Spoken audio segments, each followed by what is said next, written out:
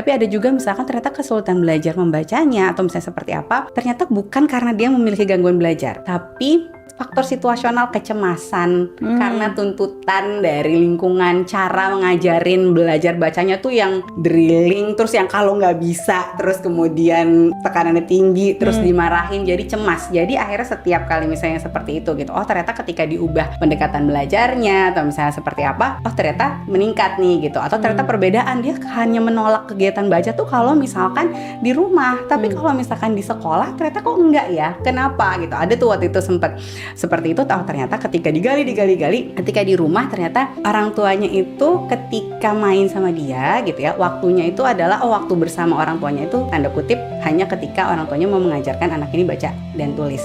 Jadi kurang waktu main bebas bersama. Nah, tapi ketika kita ada tujuan tertentu yang harus untuk mengajarkan ini, kita kan jadi ada tadi ya tuntutan. Jadi nggak fun. Jadi anaknya menolak, nggak mau gitu. Maksud sebenarnya ternyata dia maunya main yang lain aja gitu. Maksudnya sama mama sama papa tuh aku maunya main bebas gitu. Karena kalau lagi main yang ini atau lagi belajar baca tuh jadi kayaknya dimarahin terus gitu, yang koreksi. Akhirnya tuh oh ternyata bukan itu nih gitu. Dia menolak belajar membaca bukan karena dia benar-benar frustrasi terhadap membacanya gitu, tetapi ada faktor yang lain.